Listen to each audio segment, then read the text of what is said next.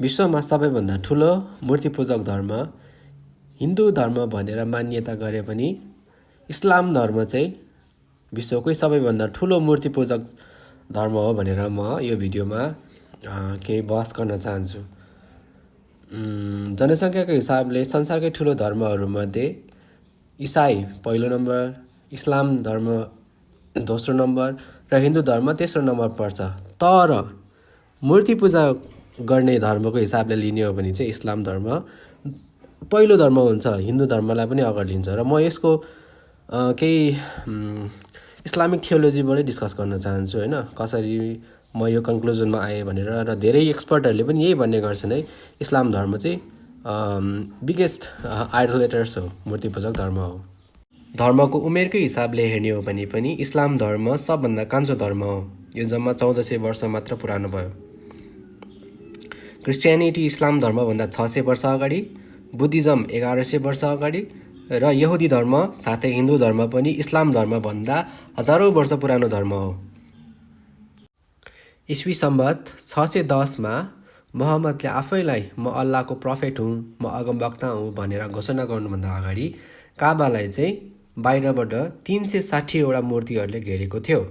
र त्यो मध्ये मेन मूर्तिहरू थियो मुख्य देवीहरूको मूर्ति अल्लाट, अल उज्जा र मनाट, जुन चाहिँ प्री इस्लामिक साउदी अरेबियनहरूले बर्खाको निम्ति, सन्तानको निम्ति र सुनौलो भविष्यको निम्ति प्रार्थना गर्थ्यो। र मोहम्मद आफै चाहिँ उसको कुल देवता हुबाललाई पुज्ने गर्थ्यो, जसलाई चाहिँ स्कलरहरूले चन्द्र देवता पनि भन्छ, मुन गड। र वर्तमान काबामा जुन अहिले कालो ढुङ्गा छ, त्यो कालो ढुङ्गा चाहिँ हुबाल देवताको पूजामा जोडिएको छ। रिसेन्टली भएको आर्कियोलोजिकल टिम CNRS र RCUको कम्बाइन्ड रिसर्चमा चाहिँ के प्रुभ भएको छ भने साउदीको ददान भन्ने ठाउँमा चाहिँ पहिलेदेखि मान्छेहरू हज जाने गर्थे। हज जुन प्रथा छ, जुन तीर्थयात्रा छ, त्यो चाहिँ साउदीमा पहिल्यै प्रिएक्जिस्ट गर्थ्यो। धार्मिक ग्रन्थ कुरान अनुसार काबा चाहिँ अब्राहमले स्थापना गरेको थियो। तर यसको एभिडेन्सेसहरू चाहिँ इस्लामिक टेक्स्टहरूभन्दा बाहिर कतै पनि छैन। एभिडेन्स किन इम्पोर्टेन्ट छ भन्दाखेरि अब्राहम कुनै नयाँ क्यारेक्टर होइन। अब्राहमको जीवनकालको बारेमा, उसले के गर्यो, कतिवटा स्वास्नी थियो, सबै डिटेल्सहरू चाहिँ यहुदीहरूको किताबमा इस्लाम धर्म सुरु हुनुभन्दा 1800-1900 वर्ष अगाडि नै पुरै लेखिएको थियो। र त्यसमा चाहिँ अब्राहमले काबा बनायो भनेर कुनै पनि एभिडेन्सेस छैन। न त हामीसँग त्योभन्दा रिलिजियस टेक्स्टभन्दा बाहिर आर्कियोलोजिकल प्रुफ नै छ। यहाँ हेर्नु, मुस्लिम धर्मावलम्बीहरू तवाफ गरिरहेका छन्। तवाफको अर्थ काबाको वरिपरि एन्टी क्लकवाइज 7 चोटि फेर लाउनु। तर this is not unique to Islam, किनभने हिन्दू धर्म जुन इस्लाम धर्मभन्दा हजारौँ वर्ष पुरानो हो, त्यसमा पनि प्रदक्षिणा भन्ने प्रथा छ, जुनमा चाहिँ मन्दिरको शिवलिङ्गको वरिपरि 108 चोटि क्लकवाइज डिरेक्सनमा घुमिन्छ। र इभन बुद्धिज्ममा पनि कोरा लाउँछ, जसमा चाहिँ गुम्बाको वरिपरि घुमिन्छ। हजको अवधिमा लाइने पोसाक, जसलाई अल इख्राम भन्दो रहेछ, मेरो अरबी 0 छ, so don't mind it. Even उनीहरूको त्यो पोसाक जुन चाहिँ सिलाएको हुनु हुँदैन, यहाँ एउटा सिङ्गल फ्याब्रिक हुनुपर्छ, सिङ्गल होल फ्याब्रिक। त्यो चाहिँ you can see here it matches with the Hindu priest. र मैले अहिलेसम्म जे पनि भने त्यो चाहिँ मैले इस्लामिक टेक्स्टकै बेसिसमा भनेको हो। For example Sahih al Bukhari 1665, book 25 र हदिथ 146 मा लेखिएको छ, इस्लाम धर्म सुरु हुनुभन्दा अगाडि अरेबियन मान्छेहरू चाहिँ र त्यहाँ परबाट आउने धर्मावलम्बीहरू, तीर्थयात्रीहरू चाहिँ काबाको वरिपरि नाङ्गै त्यसलाई घुम्ने गर्थे, एक्सेप्ट द हम्स चाहिँ कुरेस ट्राइबको मानिसहरू थिए, जो चाहिँ काबामा लुगा लगाएर तवाफ गर्थ्यो। र ती लुगा लाउने तवाफ गर्ने मान्छेहरूले, हम्सले चाहिँ, अनि अरू तवाफ गर्न आउने मान्छेहरूलाई चाहिँ आफ्नो लुगा दिन्थे। र इस्लाम धर्मको प्रोफेट मोहम्मद चाहिँ हम्सहरूमा पर्थे। उनी कुरेस ट्राइबको मान्छे थिए। ट्राइब अर्थात् कुल। अर्को हदिथ साही बुखारी भोल्युम 5 बुक 59 हदिस नम्बर 641 मा हामी देख्न सक्छौँ कि मोहम्मदले चाहिँ आफ्नो कम्प्यानियन जारिरलाई अर्को काबा भत्काउनलाई अर्डर दिन्छ। त्यो बेला साउदी अरेबियामा थुप्रै काबाहरू हुने गर्थे। यमनको काबा, सिरियाको काबा भनेर त्यसरी त्यो काबाहरूलाई चिनिने गर्थ्यो र मेक्कामा भएको काबाको चाहिँ त्यो मेन राइभल काबाहरू थिए। त्यसैले मोहम्मदले त्यो सबै काबाहरू भत्काउन लाउँछ मेक्काको बाहेकै फेरि, अनि भन्छ कि अबदेखि मूर्ति पूजा हुँदैन। जारिरले मोहम्मदको आज्ञा मानेर 150 जना घोडचढी फाइटरहरू लिएर जान्छ र त्यहाँ जो पनि भेट्छ सबैलाई मारिदिन्छ र त्यो बिल्डिङहरू, त्यो भवनहरू सबै भत्काइदिन्छन्। मेन स्टोरी त अब बल्ल सुरु हुन्छ, किनभने जुन मूर्ति पूजाबाट उनीहरू भाग्न खोजिरहेको थिए, जुन मूर्ति पूजाबाट उनीहरू पिछा छोडाउन चाहन्थे, आखिर उनीहरूले त्यही बाटो नै आफ्नो यात्रा कन्टिन्यू गरिराख्यो। मोहम्मदले साउदी अरेबियामा भएको सबै काबाहरू भत्काए, तर उनले एउटा मात्र बाँकी राख्यो। त्यो हो मेक्काको काबा, जुनमा चाहिँ त्यो कालो पत्थर पनि थियो र त्यो हुबाल देवतासँग जोडिएको थियो। किनभने इस्लाम धर्म सुरु हुनुभन्दा अगाडि नै काबाको दुईटा पवित्र पहाड साफा अनि मरवामा चाहिँ मान्छेहरू त्यसरी परिक्रमा गर्ने गर्थे। तर जब मोहम्मदले मूर्ति पूजा हुँदैन, अब चाहिँ अल्लाहको मात्र पूजा हुन्छ, अल्लाहको मात्र आराधना हुन्छ भने त्यही पनि उसले फेरि त्यही कालो ढुङ्गा पूजा गर्न लगायो। त्यही साफा र मरवाको बिचमा फेरि उनीहरूलाई यात्रा त्यो त्यसरी परिक्रमा गर्न लगायो। बुद्धिस्ट भाषामा भन्दा कोरा हान्न लगायो।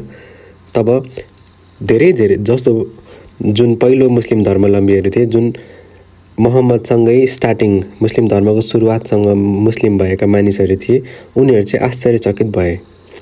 र यही विषयमा हदिसमा लेखिएको छ।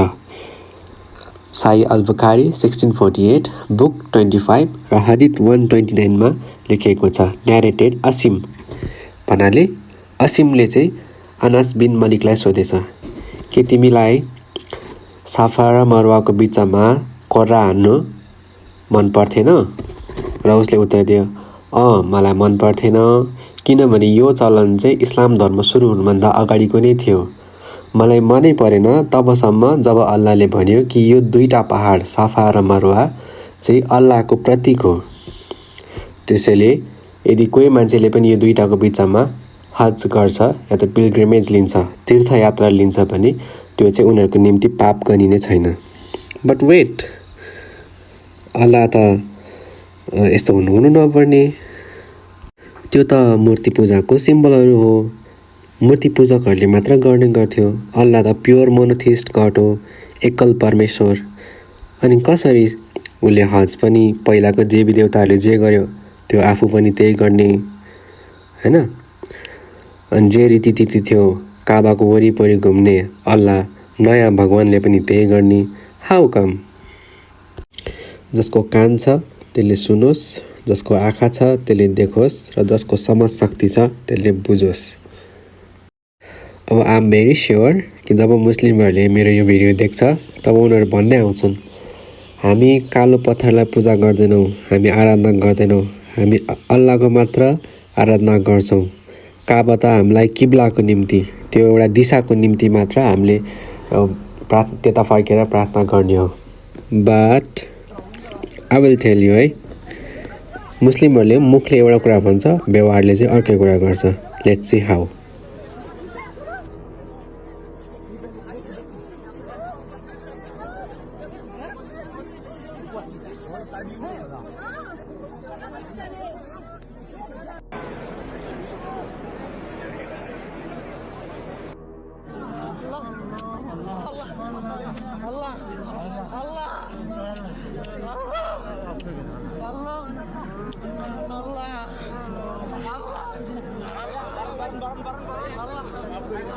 अब इस्लामिक टेक्स्टहरूले चाहिँ के भन्छ हेर्नु है त।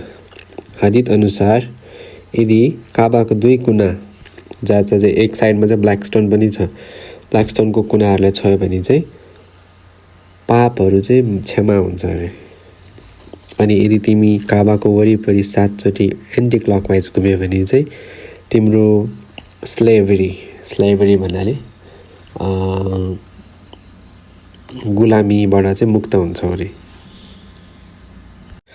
अर्को हदिसमा झन् यसरी भनिएको छ, इब्न अब्बास narrated that कि अल्लाहको मेसेन्जरले चाहिँ यो ब्ल्याक स्टोन, यो कालो पत्थर चाहिँ अन्तिम दिनमा चाहिँ जिउँदो हुनेछ, यसको 2टा आँखा हुनेछ र एउटा जिब्रो हुनेछ जसद्वारा यसले बोल्नेछ र सबैको विरुद्धमा एउटा गवाही दिनेछ।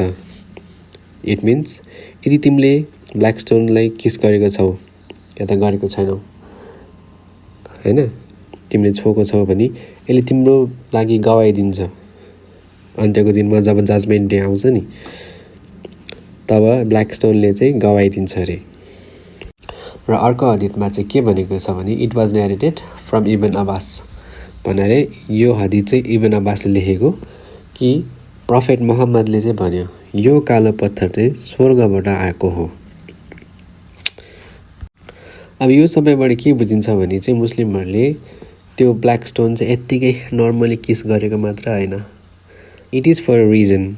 दे बिलिभ यसले अन्त्यको दिनमा यसलाई छुको जसले छुको छ उसको निम्ति गवाही दिन्छ, उसलाई अन्त्यको दिनमा जजमेन्ट डेमा सपोर्ट गर्छ हैन।